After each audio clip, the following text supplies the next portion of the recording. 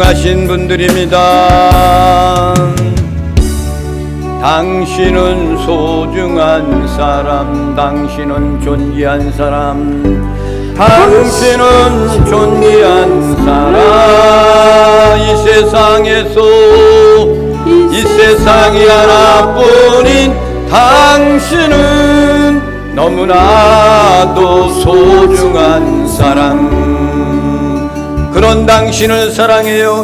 당신은 소중한 사람, 당신은 존귀한 사람, 당신은 존귀한 사람. 이 세상에서 이 세상에 하나뿐인 당신은 너무나도 소중한 그런 당신을 사랑해요. 그런 당신을 사랑해요. 그런 당신을 축복해요. 그런 당신을 축복해요. 사랑받기에 합당한 당신을 주의 이름으로 사랑합니다. 사랑합니다. 할렐루야. 앞사람, 옆사람, 뒷사람 인사를 나눕니다. 하나님은 당신을 사랑합니다.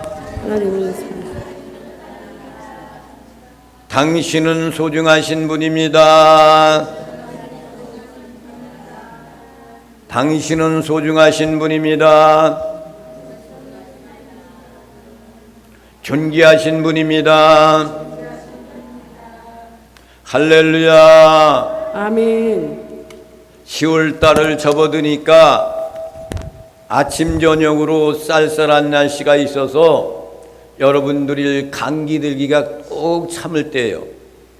그러니까 꼭 조심하시고 춥지 않도록 여러분들이 노력을 해 주셔야만이 이렇게 환절기 속에 여러분 감기도 없고 또 코로나도 없어지는 거예요.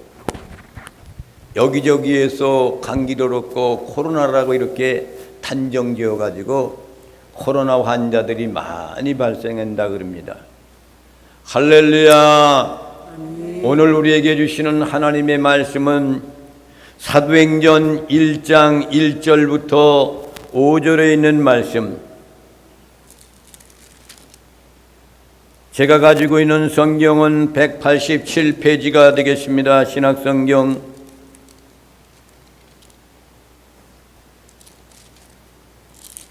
신약성경 187페이지 1절부터 5절에 있는 말씀을 함께 교독을 하시겠습니다. 1절 말씀을 제가 교독을 하시겠습니다. 데오빌로여, 내가 먼저 쓴 글에는 물은 예수께서 행하시며 가르치시기를 시작하심부터 그가 택하신 사도들에게 성령으로 명하시고 승천하신 날까지 이를 기록하였노라. 그가 고난을 받으신 후에 또한 그들에게 확실한 많은 증거로 친히 살아계심을 나타나사 40일 동안 그들에게 보이시며 하나님 나라의 일을 말씀하시니라. 사도와 함께 모이사 그들에게 분부하여 이르시되 예루살렘을 떠나지 말고 내게서 들은 바 아버지께서 약속하신 것을 기다리라. 함께 보시겠습니다. 요한은 물러 세례를 베풀었으나 너희는 몇 날이 못되어 성령으로 세례를 받으리라 하셨느니라. 아멘. 할렐루야. 아멘. 요한복음 말씀을 다 저희들이 함께 강론하면서 은혜 받는 시간을 가졌습니다. 요한복음은 요한 사도가 기록하여서 요한 사도는 사랑의 사도입니다. 하나님은 사랑이시라. 하나님께서 이 땅을 사랑하여 주셔서 독생자를 주셨으니 누구든지 그를 믿는 자는 멸망하지 않고 영생을 얻게 하여 하십니다. 66권 종합하면 그 말씀이 핵심적인 말씀이에요. 그것을 종합해서 한 절에 있는 말씀을 그것을 하나로 딱 묶어서 단어를 이야기한다면은 사랑. 할렐루야. 아멘. 그래서 사도 요한이는 사랑의 사도였다. 이어서 사도행전을 오늘로부터 강의가 또 시작됩니다. 그래서 사도행전 오늘 말씀의 제목이 뭡니까? 사도행전 서론 성령 세례. 서론하고 성령 세례. 할렐루야. 아멘. 이 사도행전은 복음 전파하는 전도자의 책입니다. 그래서 신학의 사도들이 지상 명령을 수행하는 역사적인 행전이라 이렇게 이야기합니다. 우리 주님이 승천하서 올라갈 때 너희들은 만민에게 복음을 전파하라. 이것이 지상 명령이에요. 그러면서 나의 증인이 되어달라 라고 주님이 부탁을 했습니다. 이것을 감당하는 사람들이 사도들이에요. 그래서 12사도로 나누어져 있었던 12사도들이 그 복음을 열심히 전하여서 감당했던 그것이 사도행전 초대교회 역사서다 이렇게 이야기합니다. 사도행전은 초대교회의 무슨 서? 역사서입니다. 역사서다 이렇게 이야기합니다. 그래서 이 사도행전 속에는 종교적인 것도 들어가 있죠. 정치적인 것도 들어갔죠. 문화적인 것도 들어갔습니다. 이런 것들이 들어가 있는 가운데서 예수님의 사도였던 12명 마띠아를 뽑아가지고 12명의 사도들이 성령 충만 받고서 복음을 전파하기 시작하는데 가장 변방이었던 갈릴리에서도 시작해가지고 그것이 예루살렘으로 중심을 해가지고 세계 중심이었던 로마까지 가서 복음을 전하며 이것이 유럽에 이르기까지 복음의 확산이 이루어져서 그 역사를 기록한 그런 성경책이 사도행전에 있는 사도행전인 겁니다. 할렐루야. 아멘. 그래서 사도행전은 사도들의 행전이다 이렇게 이야기합니다. 이 사도행전은 누가 기록을 했느냐? 이거는 누가복음을 기록했던 의사였던 누가가 기록했다.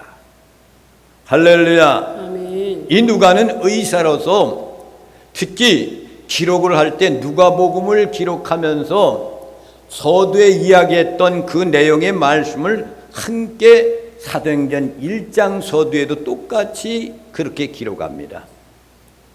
언제쯤 기록했냐면 주후 61년 내지 63년경 기록했을 것이다 라고 이렇게 이야기합니다. 기록한 목적은 뭐냐? 우리 예수님이 지상 명령의 그런 것을 수행하기 위해서 너희는 예루살렘을 떠나지 마라. 약속하신 성령을 기다리라. 할렐루야. 아멘. 그래서 그들이 성령 충만 받고 함께 모여서 떡을 떼고 나누면서 사랑을 이렇게 가치를 이루지만은 유대교 사상을 가지고 있었던 모든 사람들이 예수를 믿는 사람들마다 박해해서 옥에 가던 일을 하게 되니까 이들이 뿔뿔이 흩어져서 하나님의 귀한 사명을 감당하는데 예수 그리스도의 십자가의 죽음, 예수님은 죽음으로 끝난 것이 아니라 부활하셨다. 부활로 끝난 것이 아니라 승천하셨다. 그리고 그분이 다시 온다고 약속했던 그 약속을 지키시는 분이라는 것을 그들에게 강론해서 하는 것이 사도행전이었다라는 거죠. 이 사도행전 무대는 어느 곳에서 이루어지기 시작하느냐면은 핵심적인 것이 예루살렘으로부터 시작합니다.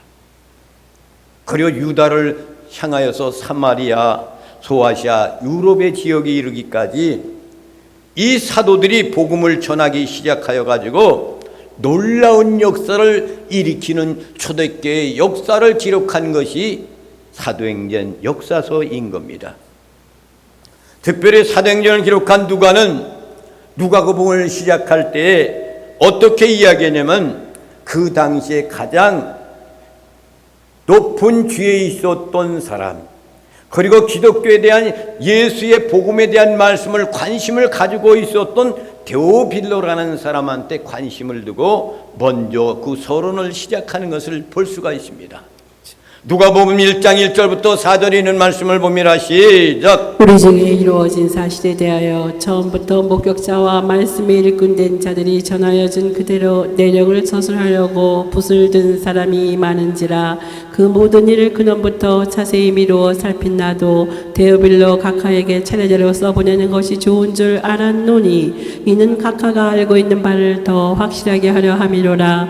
유대왕 헤롯 때에 아비야 반열의 제사장 한 사람이 있었으니 이름은 사가랴요 그의 아내는 아론의 자손이니 그 이름은 엘리사벳이라. 할렐루야. 누가복음은 이렇게 누가라는 사람이 기록하면서 제일 서두에 누가가 들어가면 데오빌로라는 사람이 들어갑니다. 누가는 사도행전을 기록할 때에도 누가복음에 기록했던 그 데오빌로라는 사람을 다시금 그곳에 넣어줘서 사도행전을 서두에 기록하는 것을 볼 수가 있습니다. 그렇다면은 이 데오빌로라는 사람이 어떤 사람인가? 사도행전 1장 1절에 있는 말씀을 봅니다. 시작. 데오빌로요 내가 먼저 쓴 글에는 무릇 예수께서 행하시며 가르치시기를 시작하심부터. 이 데오빌로요 라고 먼저 시작하잖아요. 내가 먼저 쓴 글에는, 먼저 쓴 글이 뭐예요? 누가복음. 예수님께서 행하시고 가르치셨던 모든 것으로 시작함을 이루었다, 그런 얘기죠. 그러니까 그래서 사도행전 저자였던 누가는 사도행전 서두에서 제일 먼저 데오빌로요 라고 이렇게 이야기합니다. 데오빌로라는 사람이 그럼 어떤 사람인가? 많은 그런 이야기들이 많이 나옵니다. 그런데 데오빌로는 로마의 도미티안 시대 때에 관직을 가지고 있었던 사람이 틀림이 없다라고 이렇게 이야기합니다. 이 데오빌로라는 그 뜻은 헬라어로 무슨 말이냐면 오데오필레라는 그런 말이에요. 이 말은 무슨 얘기냐면 하나님의 사랑하는 자, 하나님을 사랑하는 자, 하나님이 사랑하는 자, 더 나아가서는 하나님의 친구라는 뜻을 가지고 있는 것이 데오빌로라는 그런 이름의 뜻인 겁니다. 누가는 이미 그의 첫 번째 누가복음에서도 수신자 데오빌로에 대해서 밝혔습니다. 누가복음 1장 3절에 있는 말씀을 봅니다. 시작. 그 모든 일을 근원부터 자세히 미루어 살핀 나도 데오빌로 각하에게 차례대로 써보내는 것이 좋은 줄 알았노니. 할렐루야. 모든 일을 근원부터 자세히 미루어 살핀 나도 데오빌로 각하에게 차례대로 써보내는 것이 좋은 줄 알았노니. 도미티안 황제 시대 속에 거기에서 높은 관직을 갖고 있었던 데오빌로라는 사람이 하나님의 사랑을 받고 있는 사람이었고 예수님의 복음에 관심이 있었던 사람이었기 때문에 서두에 이 말씀을 전하면서 사도행전 초대 시대, 교회 시대 때에도 누가는 데오빌로에 대한 것을 이렇게 이야기를 하는 거예요. 당시에는 누군가가 이 책을 저술하여서 누구에게 증정하는 그런 관례가 유행되고 있었습니다. 그렇기 때문에 누가복음 사도행전을 기록했을 때 데오빌로라는 사람, 관직에 있는 사람, 많은 사람들로부터 칭찬받는 사람, 이 사람을 상대로 로마에 있는 도미티안 시대 속에 그곳에 주님의 복음이 들어간다 할 것 같으면 로마라는 나라도 복음의 역사가 이루어지지 않겠는가. 할렐루야. 아멘. 그런 입장 속에서 아마도 데오빌로라는 그런 이름을 수신자로 거의 다 집어넣은 것이라고 볼 수가 있는 거죠. 상당의 지식이 있는 사람이 바로 데오빌러라는 사람이었다. 이 사람은 기독교에 대한 것을 관심이 많이 갖고 있었고, 그런 관심 속에서 지금 누가복음을 기록해서 먼저 보낸 다음에 사도행전도 마찬가지로 이는 누가는 기록하여서 데오빌로 각하에게 먼저 보내는 이런 수신자가 되었다라는 그런 얘기입니다. 2절 말씀을 보겠습니다. 시작. 그가 택하신 사도들에게 성령으로 명하시고 승천하신 날까지 이를 기록하였느냐. 누가가 기록한 것이 뭡니까? 택한 사도들에게 성령으로 명하여 주셔서 승천하는 그날까지 이를 기록하였노라 그랬어. 곧 말하면은 택한 사도들이 예수님이 이 땅에 우리의 죄를 대속하기 위해서 오신 분이라는 것을 주님께서 택한 그 사도들을 인정하고 선택해 주셨다는 그런 얘기입니다. 그래서 그 사도들이 12제자들이 처음에 택할 때 사용하여서 주님의 그릇으로 사용했다는 것을 지금 이제 말씀하고 있는 겁니다. 택함이라는 선택이라는 것이 누가복음 6장 13절에도 예수님이 제자들을 선택하는 장면이 나옵니다. 다 함께 보시겠습니다. 시작. 밝음에 그 제자들을 부르사 그 중에서 12를 택하여 사도라 칭하셨으니. 날이 밝으니까 제자들을 부르셨다는 거야. 그 중에서 12를 택하셔서 사도라 칭하셨다. 예수님의 12제자를 택하신 그 모습을 누가복음 6장 13절에 12제자를 선택할 때에 그렇게 선택했다 이거야. 그렇다면 사랑하는 성도들과 우리들도 이 세상에 많은 사람들이 있는데 그 사람들 가운데서 나를 선택해 주셨다는 것. 아멘. 할렐루야. 아멘. 여러분은 하나님이 선택한 사람들입니다. 아멘. 창세전에 내가 택하여 그랬잖아요. 에베소서에 보면은 사도 바울이 창세전에 하나님께서 우리를 택하여 부르셨다 그랬어요. 예수님의 12제자를 택하실 때도 사도행전에 선택한 그 모습과 같이 12사도를 택한 것 같이 예수님께서도 12사도들을 선택하는 그 장면의 모습을 볼 수가 있습니다.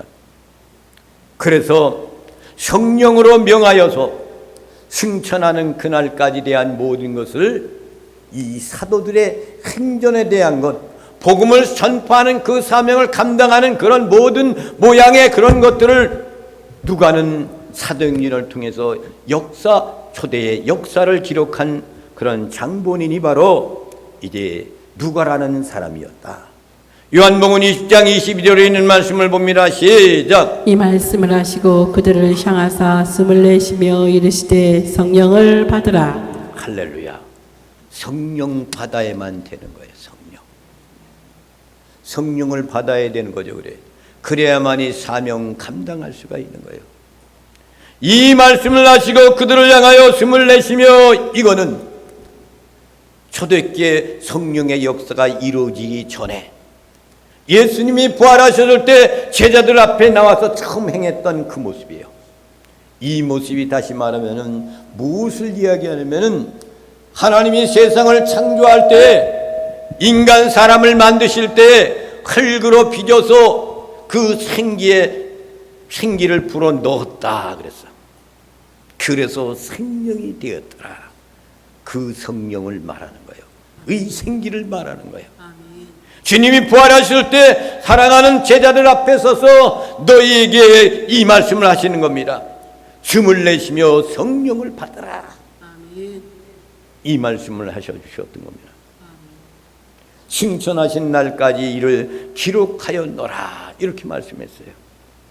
다시 말하면 주님이 복음이 시작되어 가지고 승천할 때까지에 대한 것을 사도행전에서 예수님의 사역을 감당하는 그런 사도들에 대한 기록을 했다라는 것을 말씀하시고 있는 겁니다. 시작하신부터 승천하는 날까지 승천이라는 것은 뭐예요? 하늘로 올림을 받는 것을 승천이라고 그래요. 하늘로 올려간 사람이 또 있죠. 구약 성경에 열왕기하 2장 11절에 있는 말씀을 보겠습니다. 시작. 두 사람이 길을 가며 말하더니 부르스르의 앞을 말들이 두 사람을 갈라놓고 엘리야가 회오리 바람으로 하늘로 올라가더라. 할렐루야. 엘리사 후계자를 선택한 엘리야는 엘리사가 계속해서 엘리야에게 다가와서 그 능력의 갑절을 원하기를 원했지만은 때가 되어가지고 엘리야가 구름 속으로 올라가서 승천에 올라가는 모습이에요. 이것이 예수님도 이 땅에서 부활한 다음에 승천해서 올라가신 거예요. 아멘. 그러면 예수님이 십자가의 죽음으로 인하여 우리 죄를 대속한 우리들은 예수 그리스도의 그 고난에 대한 죽음, 부활, 그리고 승천을 믿는 사람들, 재림을 믿는 사람들은 우리 주님과 같이 여러분들이 죽음이 끝난 다음에 주님 강림하실 때 여러분 부활의 역사가 일어납니다. 아멘. 첫째 부활에 참여하는 자는 복이 있도다 그랬어. 아멘. 여러분들은 첫째 부활에 꼭 참여해야 됩니다. 아멘. 그래야만이 우리가 부활해가지고 승천에 올라가는 놀라운 역사가 일어나는 거예요. 아멘. 여러분이 살아있을 때 주님이 이 땅에 재림한다면은 여러분들은 죽음을 맛보지 아니하고 신령체 모습으로 바꾸어져서 승천에 올라가는 거예요. 아멘. 할렐루야. 아멘. 사도행전 1장 3절에 있는 말씀을 봅니다. 시작. 그가 고난을 받으신 후에 또한 그들에게 확실한 많은 증거로 친히 살아계심을 나타내사 40일 동안 그들에게 보이시며 하나님 나라의 일을 말씀하시니라. 할렐루야. 주님이 이 땅에 계실 때 고난 받으신 후에 고난 받고 십자가에 죽으니까 모든 제자들이 다 뿔뿔이 도망쳐 가버리는 거예요. 그런데 예수님이 3일 만에 부활해서 도망가는 모든 제자들을 하나씩 찾아서 부르시는 장면, 40일 동안 그들한테 보여주면서 하나님의 나라에 대한 일을 그들에게 말씀하고 강론하여서 지상 명령을 그들에게 지시하는 내용의 말씀인 겁니다. 아멘. 누가복음 24장 13절 말씀을 봅니다. 시작. 그날에 그들 중 둘이 예루살렘에서 25일이 되는 엠마오라 하는 마을로 가면서, 그러니까 엠마오로 도망가는 이 두 제자, 그렇게 도망가는 거예요. 제자들이 다. 난 물고기 잡으러 가겠다, 이렇게 베드로가 물고기 잡으러 가고 그랬던 이런 사람들, 이렇게 엠마로 도망가는 두 제자 속에서 예수님이 부활하신 그분이 신령한 모습으로 그곳에 등장하셨잖아요. 그런데 그 가운데서 그들이 예수님들을 전혀 몰라요. 식사를 하는 도중에 예수님이 축복 기도를 한 다음에 그들이 그때 주님이 부활하셨다는 것을 깨닫고 다시금 돌아와서 사명을 감당하는 겁니다. 육체적인 부활의 증거를 이야기하는 겁니다. 부활에 대한 것을 사도 바울이 고린도전서 15장 5절부터 8절에 있는 말씀, 주님은 부활하셔서 나를 만나 주셨다는 그런 사실에 대한 것을 말씀하고 있는 것을 볼 수가 있습니다. 시작. 게바에게 보이시고 후에 12 제자에게와 그 후에 500여 형제에게 일시에 보이셨나니 그 중에 지금까지 대다수는 살아있고 어떤 사람은 잠들었으며 그 후에 야고보에게 보이셨으며 그 후에 모든 사도에게와 맨 나중에 만삭되지 못하여 난 자 같은 내게도 보이셨느니라. 할렐루야. 사도 바울이 부활하신 주님이 누구를 만나고 모두를 만나고 이런 것을 틀림없이 이렇게 말씀했어요. 제일 먼저는 게바, 두 번째는 12 제자, 그리고 500의 형제들에게, 그 중에 지금까지 대다수는 살아있지만 세상을 떠난 사람들도 있다. 그 후에 야고보한테 주님이, 부활하신 주님이 보여주셨고, 그리고 맨 나중에 만삭되지 못했던 나에게도 주님이 나를 만나 주셨다, 보여주셨다 이거예요. 이것이 부활하신 주님의 확실한 증거를 말씀하고 있는 겁니다. 이렇게 된다면, 부활한 다음에 그들에게 하나님께서는 하나님의 나라의 일을 말씀하고 강론하라고, 세상 만방에 복음을 전파하라고 이렇게 말씀하시는 것이 예수님의 일생의 생애 속을 사도행전에서 기록하고 있는 겁니다. 누가복음 24장 45절 48절에 있는 말씀을 봅니다. 시작. 이에 그들의 마음을 열어 성경을 깨닫게 하시고 또 이르시되 이같이 그리스도가 고난을 받고 제3일에 죽은 자 가운데서 살아날 것과 또 그의 이름으로 제사함을 받게 하는 회개가 예루살렘에서 시작하여 모든 족속에게 전파될 것이 기록되었으니 너희는 이 모든 일의 증인이라. 할렐루야. 증인이 되라. 그래서 하나님의 나라의 백성의 증인이 되라. 여러분은 하나님의 나라의 백성들이죠? 할렐루야. 아멘. 하나님의 나라라는 것은 헬라어로 무슨 말이냐면 헤바리레시아 투데우 라는 그런 말이에요. 이 말이 예수님께도 가르쳐 주신 주제뿐만 아니라 신구약 성경 전체 내용을 살펴보면 하나님의 나라에 대해서 말씀하고 있는 겁니다.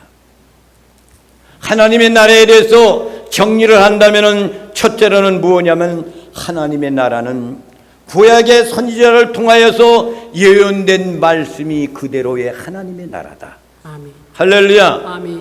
구약 시대 때 선지자를 통해 가지고 하나님의 나라에 대한 것을 예언을 했단 말이에요. 이사야서 11장 6절부터 8절에 있는 말씀을 봅니다. 시작. 그때 이리가 어린 양과 함께 살며 표범이 어린 염소와 함께 누우며 송아지와 어린 사자와 살찐 짐승이 함께 있어 어린아이에게 끌리며 암소와 곰이 함께 먹으며 그것들의 새끼가 함께 엎드리며 사자가 소처럼 풀을 먹을 것이며 젖 먹는 아이가 독사의 구멍에서 장난하며 젖된 어린아이가 독사의 굴에 손을 넣을 것이라. 할렐루야. 이것이 하나님의 나라의 모습이에요.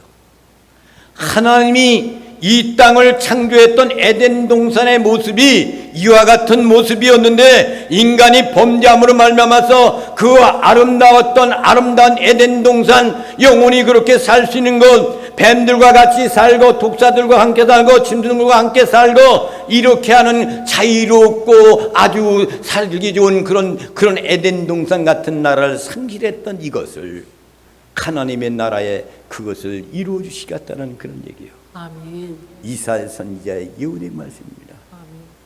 두 번째로는 하나님의 나라는 예수님께서 오심으로부터 이미 시작이 됩니다. 아멘. 할렐루야. 아멘. 누가복음 17장 20절 21절 말씀을 봅니다. 시작. 바리새인들이 하나님의 나라가 어느 때에 임하나이까 묻거늘 예수께서 대답하여 이르시되 하나님의 나라는 볼 수 있게 임하는 것이 아니요 또 여기 있다 저기 있다고도 못하리니 하나님의 나라는 너희 안에 있느니라. 할렐루야. 하나님의 나라는 어디 있어요? 내 안에. 여러분의 마음 가운데 있는 거야. 아멘. 이게 첫 번째입니다. 첫 번째. 하나님의 나라가 내 마음 가운데 있지 않으면은 하나님의 나라에 갈 수가 없는 거야. 아멘. 이것을 심령 천국이다 이렇게 이야기합니다. 여러분의 심령 안에 성령님이 계시죠? 아멘. 성령님이 계시면 하나님의 나라가 이곳에 있는 거야. 아멘. 할렐루야. 아멘.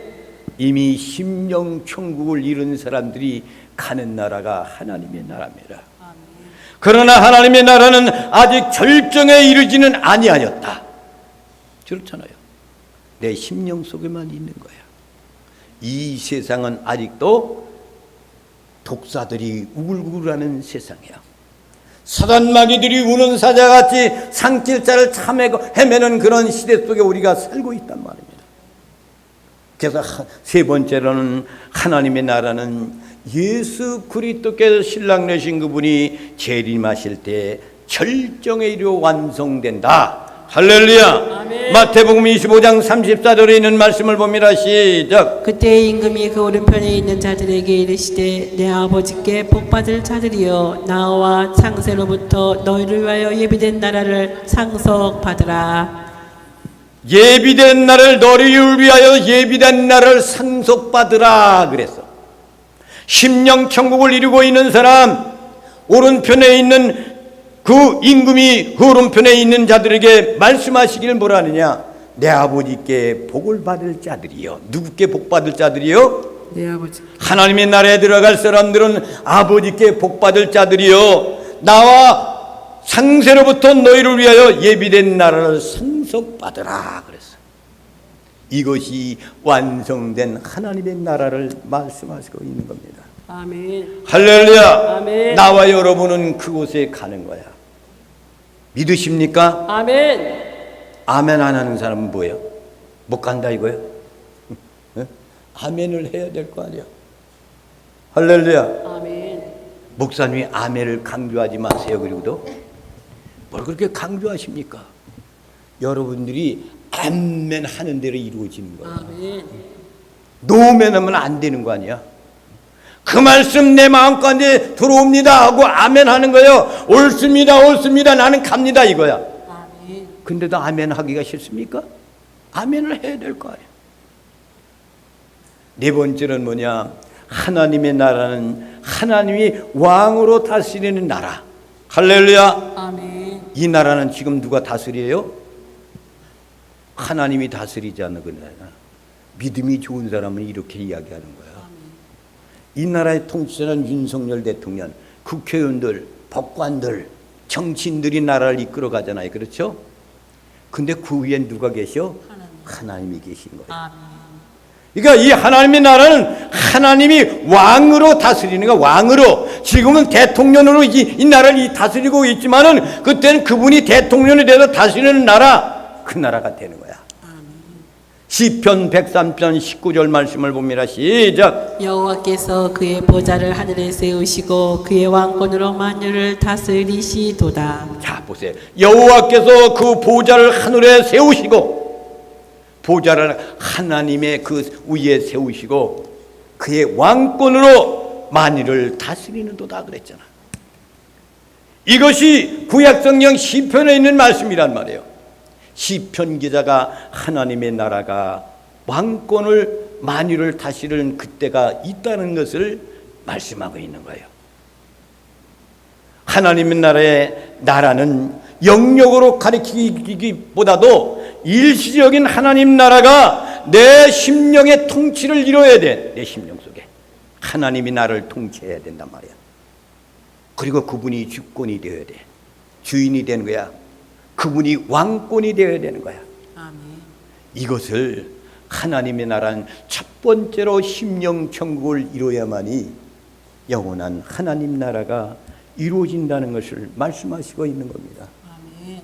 사도행전 1장 4절에 있는 말씀을 보미라. 시작. 사도와 함께 모이사 그들에게 분부하여 이르시되 예루살렘을 떠나지 말고 내게서 들은 바 아버지께서 약속하신 것을 기다리라. 할렐루야. 그러니까 사도들이 모여 있을 때 그들에게 분부하신 말씀이에요. 예루살렘을 떠나지 말고 내게서 들은 바 아버지께서 약속하신 것을 기다리라. 그건 뭐예요? 성령을 기다리라 이거야. 예루살렘 떠나지 마라. 내가 여기서 부활해서 승천해 40일 동안 계시면서 말씀을 강론하고 그들에게 믿음을 심어놓고 나서 내가 없어져도 승천에 올라간다 할지라도 이 예루살렘을 떠나지 말아라. 이게 그러니까. 그런데 도대체 예루살렘이 어떠한 곳인데 우리 주님이 예루살렘을 떠나지 말라고 그랬을까? 예루살렘은 어떤 곳이에요? 예루살렘은 아브라함을 독자를 이삭을 번제를 드린 곳이 모리아 산 예루살렘이에요. 그것이. 창세기 22장 2절 말씀을 봅니다. 시작. 여호와께서 이르시되 내 아들 내 사랑하는 독자 이삭을 데리고 모리아 땅으로 가서 내가 내게 일러준 한 산 거기서 그를 번제로 드리라. 자기에게 일러주신 곳으로 가더니. 할렐루야. 번제로 드리라 그랬죠. 그렇죠? 아브라함이 모리아산, 그것이 예루살렘이라는 산에, 모리아산이 예루살렘 거기가 있는 거야. 거기에서 모리아산, 그것이 예루살렘이 있는 거야. 거기가 예루살렘을 거기가 된 건 말이야. 구약 시대는 모리아산이었는데 그것이 예루살렘이라는 것이 되는 거야. 이스라엘의 수도가 그 예루살렘이란 말이에요. 예루살렘. 그러니까 모리아산에서 독자 이삭을 번제로 드렸던 것이 모리아산, 그것이 예루살렘이란 말이야. 그리고 더 나아가서는 다윗 왕이 하나님의 성전을 건축하기를 간절히 소망했지만 성전 건축을 하나님 원치 아니하고 아들한테 미룹니다. 그래서 솔로몬 왕이 성전을 건축한 것이 어디냐? 모리아산, 그것이 예루살렘 성전이다 라고 이야기합니다. 역대하 3장 1절 말씀을 봅니다. 시작. 솔로몬이 예루살렘 모리아산에 여호와의 전 건축하기를 시작하니 그곳은 전에 여호와께서 그의 아버지 다윗에게 나타나신 곳이요. 할렐루야. 그렇잖아요. 모리아산에 여호와의 전 건축하기를 시작하니 누가? 솔로몬이. 그것이 솔로몬 성전이다. 그래, 솔로몬 성전. 거기다가 모리아산에다가 솔로몬 성전을 지은 그것이 예루살렘이란 말입니다. 할렐루야. 아멘. 뿐만 아니라 여호와의 말씀이 나올 곳으로 예언된 것이 어디요? 예루살렘, 모리아산 거기란 말이에요. 이사야서 2장 3절에 있는 말씀을 보면 시작. 많은 백성이 가며 이르기를 오라 우리가 여호와의 산에 오르며 야곱의 하나님의 전에 이르자 그가 그의 길을 우리에게 가르치실 것이라. 할렐루야. 율법이 시온에서부터 나올 것이고 하나님의 말씀, 율법이라는 것은 하나님 말씀이잖아요. 여호와의 말씀이 예루살렘에부터 나올 것임이니라. 이 말은 무슨 얘기입니까? 예루살렘으로부터 중심에서 하나님의 복음이 퍼져나간다는 거야. 아멘. 율법의 시온에부터 나올 것이고 여호와의 말씀이 예루살렘부터 나올 것이고 예수님이 예루살렘에부터, 예루살렘이라는 그 나라의, 이스라엘 나라의 베들레헴의 탄생께서 예루살렘에서부터 예수님은 거기에 있는 하나님의 그러한 성전, 솔로몬 헤롯 성전에 올라가서 그 성전을 정화시킨 그런 장면이 나오잖아요. 그러니까 여기에서 말씀이라는 것은 예수 그리스도를 말씀하시는 거예요. 그것이 예루살렘으로부터 나온다 이겁니다. 아멘.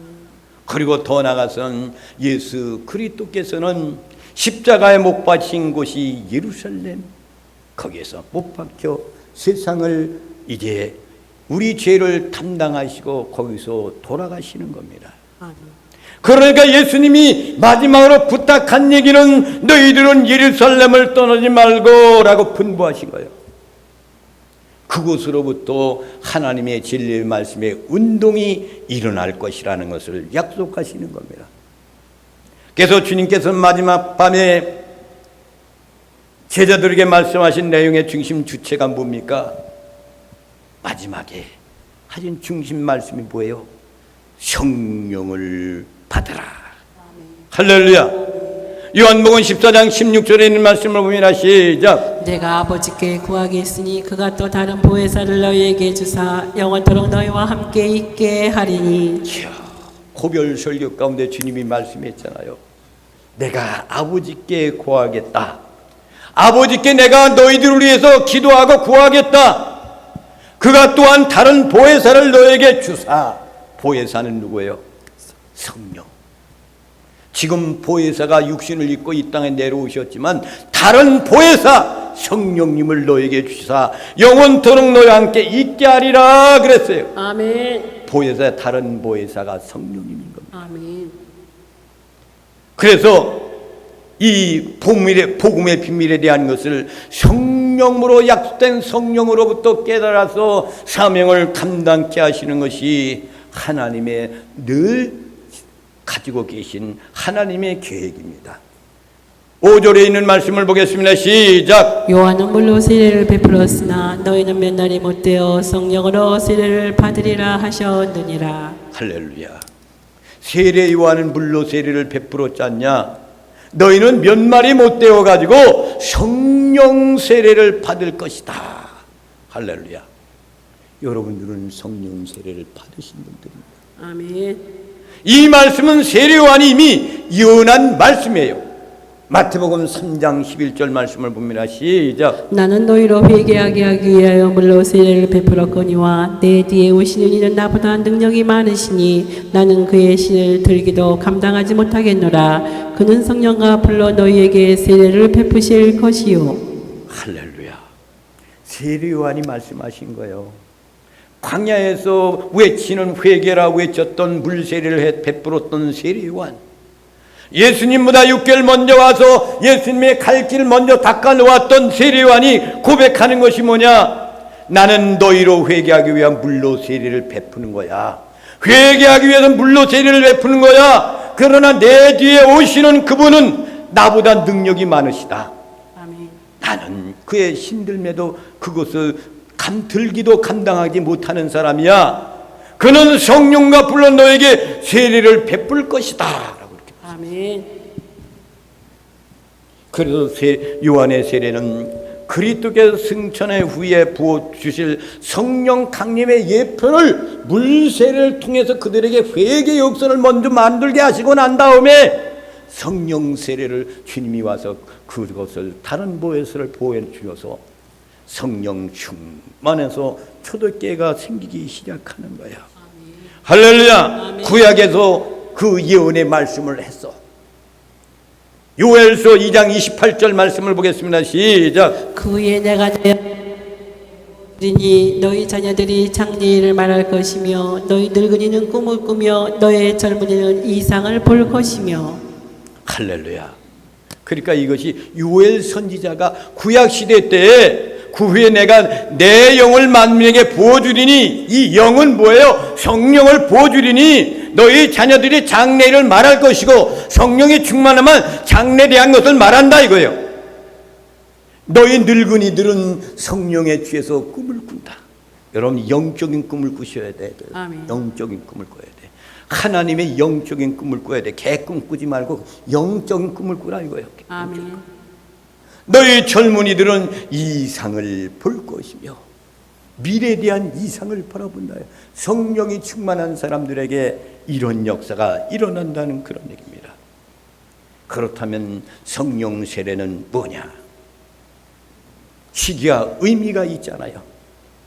성령 세례는 우리가 자신의 죄를 회개하고 예수 그리스도를 주로 믿고 시인하는 순간에 성령님이 와서 성령 세례가 임하는 거야. 아멘. 회개해야 되는 거야. 그래서 아멘. 회개하지 않으면 성령님 절대로 안 와. 여기에 가득 차 있는 것이 있단 말이야. 그러니까 이걸 다 토로해서 이걸 다 뱉어야 돼. 그래야만이 그 시기가 언제예요?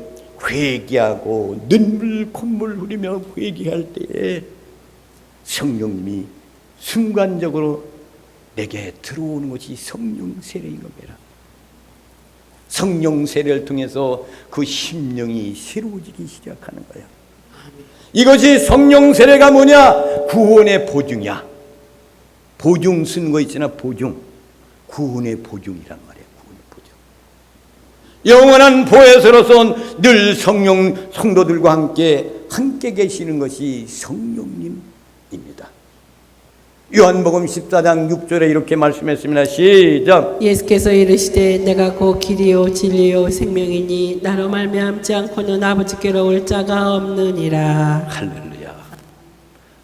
아버지께로 갈 자는 어떤 사람이에요? 하나님의 나라에 갈 사람, 구원받는 사람은 누구요? 예수님을 통해서 가는 거야. 그러니까 예수님을 먼저 믿게 되면서 나의 죄를 고백하는 거야. 고백하고서 회개한 다음에 성령님이 내 안에 들어오는 거야. 예수님께서 말씀하시기를 내가 곧 길이다 그랬어. 어디 가는 길이에요? 천국 가는 길이야. 내가 진리다. 참된 길이다 이거예요. 내가 생명이다. 생명이라는 것은 영원한 생명을 말하는 거예요. 나로 말미암지 않고서는 아버지께로 올 자가 없느니라 그랬어. 그 문을 통해서만이 아버지께로 갈 수가 있는 겁니다. 여러분 중생한 성도는 누구나 성령 세례를 체험하게 되어 있습니다. 성령 세례를 받는 그 가장 가까운 첫 번째는 회개가 있어야 된다는 것. 회개. 그래서 우리가 하나님 앞에 예배드리기 전에 참회 기도를 드리는 이유가 그거예요. 여러분들이 일주일 동안 세상에서 살잖아. 죄악 세상에서 매일같이 우리를 엄숙하고 죄짓게 만드는 것, 이 세상에서 살고 있었던 것을 와서 그것을 하나님께 조용한 기도 시간, 그 시간에 여러분들이 고백하는 거예요. 아버지, 내가 한 주간 동안 이 죄를 졌어요. 이걸 주님께 고백하는 거야. 고백하면 주님이 다 용서해 주시는 거야. 깨끗하게 정결케 된 다음에 성령님이 다시금 우리한테 넘쳐흐르게 되어서 온전한 모습을 가지고 하나님께 영광 돌리는 겁니다. 사도행전은 초대교회의 역사를 기록한 것, 복음을 전파되는 것, 가장 낮은 곳 갈릴리에서 시작해서 예루살렘과 사마리아 땅끝까지 이루어서 유럽과 로마에까지 복음을 전파된 그것을 기록한 것이 사도행전이다. 누가 기록했느냐? 의사였던 누가복음을 기록했던 의사가 기록했다. 그래서 이 누가는 말이죠, 사도 바울을 만나서 사도 바울을 통해 가지고 그가 일생 동안 사도 바울을 그가 안질 있는 사도 바울, 안질 때문에 말이야 잘못 보는 사도 바울, 그를 매일같이 치료해 주면서 복음 전파에 같이 다녀 수행했던 사람이 누가라는 사람인 겁니다. 이제 보면은 전반기에는 12사도들의 기록들이 있지만 후반기에 가서는 모두가 사도 바울이 복음 전하는 것이 거기 기록되어 있어요. 할렐루야. 그래서 어찌 말하면 바울 행전이라 이렇게 이야기도 하는 거예요. 그렇지만 사실은 사도행전, 사도들의 행적을 기록한 것, 복음 전하는 것들을 기록한 것, 이것이 사도행전 역사서다. 이렇게 기억하면서 우리 초대교회는 성령 충만 받았던 사도들은 주님의 복음을 위해서 만방을 성에 복음 전해서 우리에게까지 이 복음이 들어왔구나 라고 생각하면서 여러분들도 이 땅에 살아가면서 하나님의 귀한 사명 잘 감당하는 나와 여러분이 되시기를 주님의 이름으로 축원을 드립니다. 다 함께